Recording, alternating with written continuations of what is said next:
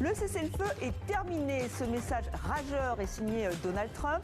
Les États-Unis ont durement frappé cette semaine l'Iran, malgré l'accord en vigueur. Mais les négociations entre les deux pays semblent se poursuivre. La reprise de la guerre au Moyen-Orient est-elle inévitable? On en débat avec mes deux invités, deux experts. Bonsoir Thierry Coville. Oui, bonsoir. Vous êtes chercheur à l'IRIS, spécialiste de l'Iran. Et nous sommes en direct avec Bernard Eckel. Bonsoir, vous enseignez au département des études moyen-orientales de l'université de Princeton aux États-Unis. Et vous êtes spécialiste de la péninsule arabique. Merci à vous deux d'être avec nous. Alors j'évoquais à l'instant ce message de Donald Trump. Le cessez-le-feu est terminé et effectivement les forces américaines ont intensifié leurs frappes contre l'Iran cette semaine. Plus de 170 cibles militaires iraniennes, c'était mardi et mercredi. C'est l'une des séries de frappes les plus intenses depuis le début du conflit. Thierry Coville, comment vous expliquez ce regain de tension? Est-ce que cela met en péril l'accord cadre entre les deux pays? Alors, d'après ce qu'on a compris, c'est quand même toujours difficile de comprendre les décisions de Donald Trump, mais bon, effectivement, il y a eu deux pétroliers et un bateau qui transportait du gaz dans le détroit d'Ormuz qui ont été attaqués, alors sans doute par l'Iran. Il y a également, je pense quand même, l'enterrement, les cérémonies entourant l'enterrement de l'ayatollah Ali Khamenei, où quand même il y avait une demande de la foule de vengeance et de tuer Donald Trump. Donc moi je dirais que c'est ces deux événements qui ont conduit Donald Trump à décider de frapper durement l'Iran, parce que vous parliez de cibles militaires, mais il y a quand même, d'après ce que j'ai compris, des voies ferrées. Oui, tout à fait. Le port de Chabahar. D'ailleurs, il y a même des installations, enfin des actifs indiens qui ont même été touchés. Donc c'est pas simplement des cibles militaires. Il y a aussi la volonté de toucher les infrastructures civiles iraniennes. Donc, alors, excusez-moi, la synthèse des experts, c'est que, quand on prend un petit peu ce que j'entends un peu partout, notamment sur BBC Persan, c'est que les deux parties n'ont pas le choix parce qu'on ne voit pas de solution militaire à ce conflit. C'est bien pour ça qu'il y a eu un protocole d'accord et un cessez-le-feu. Mais d'un autre côté, il y a quand même des positions différentes par rapport à l'ouverture des détroit d'Ormuz. Je pense que c'est ça c'est ça qui a entraîné le fait que chacun veut montrer qu'il a le contrôle. Exactement. Il y a vraiment deux interprétations différentes d'un des points du protocole d'accord. C'est que du côté américain, ils disent on rouvre le détroit d'Ormuz et puis on passe à autre chose, on négocie sur le nucléaire. Du côté iranien, il y a quand même. Ils interprètent le point qu'ils ont signé en disant « Ok, on ouvre les détroit d'Ormuz, mais on veut en garder le contrôle. » Parce qu'il y a l'idée, ils n'ont absolument aucune confiance en Donald Trump, donc il y a l'idée de garder un moyen de pression contre les États-Unis. Donc il y a vraiment deux interprétations différentes. Très différentes. D'où le fait que, évidemment, ils n'ont aucun intérêt à prendre la guerre, mais bon... Voilà, mais on va voir avec Bernard Eckel, effectivement, si vous partagez cette analyse. Et c'est vrai que l'Iran a averti qu'il ne se considérera plus lié avec cet accord, s'il y a d'autres violations. Mais est-ce que vraiment, l'Iran, comme les États-Unis, est-ce qu'ils ont le choix ? D'abord, je suis d'accord avec ce qui a été dit. Et c'est vrai que les Iraniens veulent garder le contrôle sur le détroit parce que c'est vraiment le seul levier qu'ils ont contre l'Amérique. Et en même temps, le président Trump, je crois, a vu que même avec tous les problèmes de navigation à travers ce détroit, l'économie américaine, en fait, n'est pas très affectée par ce conflit. Le monde est beaucoup moins dépendant, surtout l'Amérique est beaucoup moins dépendante du pétrole du Moyen-Orient. L'économie américaine est en boom toujours, la bourse surtout. Donc je crois qu'il sent qu'il peut toujours maintenir une certaine pression sur les Iraniens et c'est pour ça qu'il a décidé de frapper. Parce que avant, il était pour en fait qu'on termine ce conflit et qu'on passe à autre chose. Mais maintenant, à Ankara, c'était clair qu'il voulait encore continuer ce conflit. Et les Iraniens aussi veulent continuer. Oui, il y a eu des déclarations. Oui. Alors juste, je me tourne vers Thierry Coville parce que selon CBS, alors c'est un média américain, des responsables iraniens auraient dit en privé à des conseillers de Donald Trump qu'ils avaient commis une erreur en tirant sur les fameux bateaux, on l'évoquait il y a un instant, en parlant d'une secte égarée, je cite, de dur à cuire qui tenterait de saper les négociations. Est-ce que c'est possible? On dit souvent qu'il y a des courants un peu, qui ne sont pas totalement d'accord au sein du régime iranien. Oui, mais ça c'est un peu le cliché en disant qu'il y a, je lisais un petit peu le cliché, c'est le pouvoir iranien est divisé. Bon, entre parenthèses, comme si le pouvoir américain, le pouvoir israélien n'était pas divisé. Donc il y a différents courants en Iran, mais la décision, notamment, voilà, ça c'est un fait, la décision de signer le protocole d'accord, vous savez, elle a été prise au Conseil suprême de sécurité nationale en Iran, où il y a tous les courants qui sont représentés, et il y a eu, je ne sais plus combien, tout le monde a voté pour, sauf une. Donc il y a une majorité des gens qui voulaient cet accord en Iran, majorité des courants, donc, et notamment les gardiens de la Révolution qui ont signé pour cet accord. Donc ça, j'y crois pas trop. Je pense que l'Iran peut chercher. Voilà, je me méfie des informations qui sortent comme ça dans cette période de crise. Donc je crois que les Iraniens veulent vraiment garder le contrôle. Je veux dire, soyons honnêtes, il n'y aurait pas eu la fermeture du détroit d'Ormuz par les Iraniens, il n'y aurait sans doute pas eu de cessez-le-feu. Donc, et ça, les Iraniens l'ont bien compris. Ils sont de toute façon, ils n'ont aucune confiance en Donald Trump, qu'ils ont quand même trahi au moins 3 fois, c'est-à-dire en sortant de l'accord en mai 2018 et en déclenchant quand même 2 guerres, c'est quand même, mettez-vous à leur place, 2 guerres, alors qu'ils étaient en train de négocier avec Donald Trump. Donc je veux dire, ils n'ont qu'une confiance. Et deuxièmement, ils se disent, avec Donald Trump, il faut qu'on garde cet atout dans notre main jusqu'au bout des négociations et sans doute après, pour faire pression sur lui. Alors c'est vrai que le ministre des Affaires étrangères iranien a répliqué aux accusations américaines sur X en disant qu'effectivement c'était une histoire de confiance. Il l'a dit, l'Iran a tenu parole. Mais on peut se poser la question quand même, parce que CNN, autre média américain, révèle des images satellites exclusives montrant des signes indiquant que l'Iran pourrait tenter de reconstruire ses installations nucléaires. Alors c'est image à la pluie, alors que le dossier du nucléaire ne fait pas partie pour l'instant de cet accord. Juste Bernard Eckel, est-ce que vous pensez que les Iraniens, ils se disent qu'il faut qu'ils aient des armes nucléaires pour être encore plus puissants par rapport aux États-Unis? Est-ce que ça vous surprend, cette enquête exclusive? Écoutez, le régime iranien est très opaque, d'ailleurs le régime de Trump aussi, mais les Iraniens, c'est un régime qui est très opaque, c'est très difficile de savoir la vérité de ce qui se passe à l'intérieur de l'Iran. Moi, si j'étais un dirigeant iranien, bien sûr, je voudrais une arme nucléaire pour me protéger, pour protéger le régime contre une autre guerre.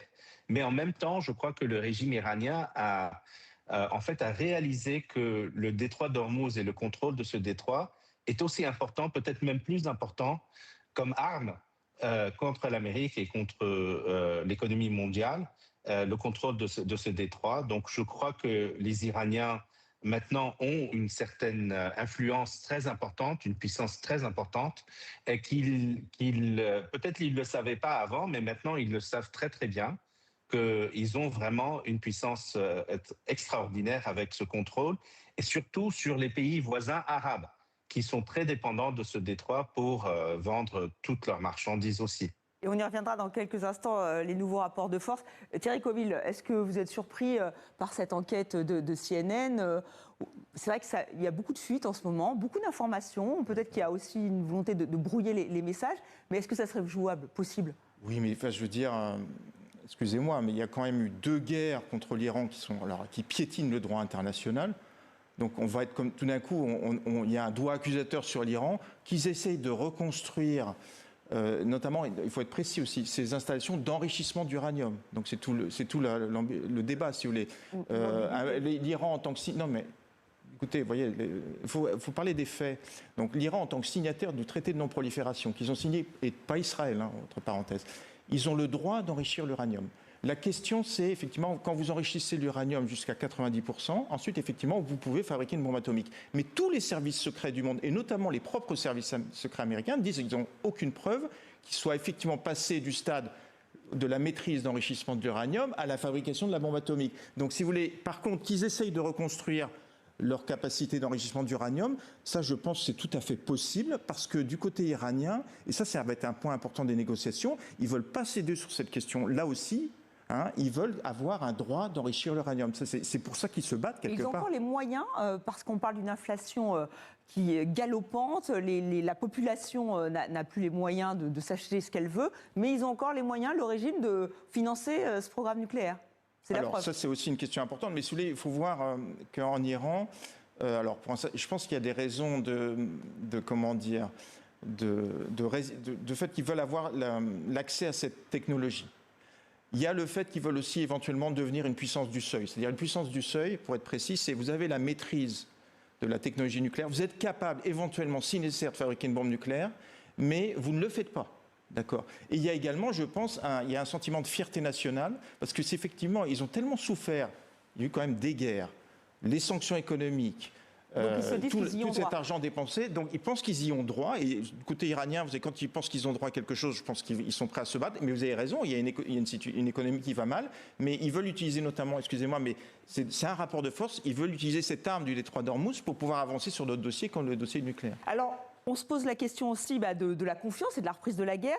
Menaces de mort sur Donald Trump, on a vu, et on va les revoir, c'était affiché, il y avait des banderoles pendant les funérailles du guide suprême défunt, Ali Khamenei. Aujourd'hui, Mojtaba Khamenei, son fils, successeur, enfonce le clou. On va l'écouter. Nous nous engageons à venger votre sang pur, ainsi que le sang de tous ceux qui ont été martyrisés au cours de ces deux guerres, en frappant leurs assassins criminels et déshonorés. Cette vengeance est une exigence de notre nation et elle doit assurément être accomplie. Bernard Ekell, on sent bien que les deux hommes, parce que Donald Trump aussi va dans la surenchère verbale, comment on peut négocier avec de tels messages, côté iranien et côté américain? Écoutez, le régime iranien est un régime révolutionnaire qui a toujours, depuis 1979, le motto du régime, c'était la mort aux États-Unis, la mort à Israël. Et c'est un régime qui a toujours postulé, toujours présenté que une de ses grandes ambitions, c'est la destruction d'Israël. En plus, pour l'enrichissement de l'uranium, ils sont passés jusqu'à 60%. On ne passe pas à 60% sans vouloir, en fait, avoir une bombe atomique. Peut-être qu'ils sont menacés, ils se voient comme un pays menacé, c'est vrai, mais aussi c'est un pays qui menace les autres. Et on l'a vu très clairement avec les bombardements de tous les pays arabes de voisins, et aussi avec tous ces milices qui sont partout au Moyen-Orient. Oui, comment expliquer que les Saoudiens aient été présents aux funérailles? Parce qu'ils étaient présents, il y avait une délégation, comment vous l'expliquez? Oui, parce que les Saoudiens ont été là pour deux raisons. D'abord, ils veulent arrêter cette guerre, ils veulent arrêter les coups iraniens contre leur pays. Donc, ils veulent se montrer comme modérés. Mais aussi, c'est très important pour les Saoudiens pour prouver aux Chinois, parce que les Chinois ont décidé qu'ils allaient importer le pétrole. La moitié de l'importation du pétrole vers la Chine vient de ces pays. Et les Chinois ont dit que la majorité ou une grande partie de l'importation va venir de l'Iran. Donc les Saoudiens veulent aussi vendre aux Chinois, donc ils veulent montrer aux Chinois que c'est un pays qui veut la paix, qui ne veut pas la guerre. C'est pas comme les Émirats, par exemple, ou le Koweït, qui sont beaucoup plus menaçants vis-à-vis de l'Iran. Donc les Saoudiens ont une politique qu'ils ont développée depuis 2019, quand l'Iran a attaqué des centres énergétiques en Arabie. Ils veulent être plus modérés, plus ils veulent concilier l'Iran. Voilà, et c'est pour ça qu'ils ont envoyé cette délégation. Alors qu'effectivement, vous avez raison, les pays des Émirats n'ont pas envoyé de délégation. Thierry Coville, sur ces menaces de Mojtaba Khamenei qu'on n'a toujours pas vues, est-ce que là, c'est un problème pour l'Iran déjà? Le guide suprême, pour l'instant, il n'est pas là. Et on n'entend même pas sa voix. J'ai envie de dire, pour l'instant, ça n'a pas été un vrai problème parce qu'il y a quand même une situation de guerre. Enfin, on parle de cessez-le-feu, mais du côté iranien, il y a plutôt une atmosphère de guerre. Et donc, pour l'instant, sa présence, le fait qu'il soit vu, parce que c'est le guide, il faut le rappeler, c'est le numéro 1 du système politique en Iran. Donc, le fait qu'il ne soit pas là, je dirais que ça, pour l'instant, ça ne pose pas de problème. Et d'après ce que j'entends dire en Iran, il a quand même eu un rôle assez efficace dans les négociations. Il y a eu beaucoup de négociations en Iran pour aboutir à ce signature de ce protocole d'accord. Donc pour l'instant, il a plutôt joué un rôle efficace. Le président iranien, Massoud Pezeshkian, avait dit qu'il l'avait vu plusieurs heures. Donc il semblerait qu'il a un rôle... alors il n'a pas le même rôle que son père, parce que son père avait beaucoup d'autorité sur le système politique. Mais disons, il est un des rouages de cette gestion collective de ces problèmes. Et là, vous pensez que ça va continuer comme ça? Il y aura des frappes, on va reprendre les négociations, ça va être tout le temps le même scénario? Alors, moi, j'écoutais une experte sur BBC Perso, elle a trouvé le mot juste. Elle a dit, on a l'impression que les deux pays, quand ils négocient, il y a un moment où il y a un blocage et ils passent du côté de la guerre. Puis quand ils commencent la guerre, ils se rendent compte que, hors des négociations, point de salut. Donc je pense qu'on est effectivement dans cette situation. Moi, j'en resterai, mais tout en étant très prudent, sur la position du fait qu'il n'y a pas de solution militaire à ce conflit, à ces tensions. Donc il faut vraiment... Et je pense que les deux parties en sont persuadées. Je comprends bien que l'économie américaine va bien, mais bon, le prix de l'essence avait quand même augmenté. Il y a les élections bientôt en novembre. Donc du côté de Trump, je ne crois pas qu'il soit aussi tranquille que ça. En tout cas, c'est faire pression via... Voilà, alors via du côté iranien, ils veulent faire pression. D'un autre côté, d'ailleurs, il y avait une délégation du Qatar qui est venue en Iran. Je pense que les deux parties n'ont pas laissé tomber les négociations. Voilà, donc la guerre ne va peut-être pas reprendre. Merci infiniment à vous deux d'avoir participé à ce débat. C'était passionnant et je pense qu'on sera amené à vous revoir sur ce plateau et à vous entendre sur ces questions. Merci encore.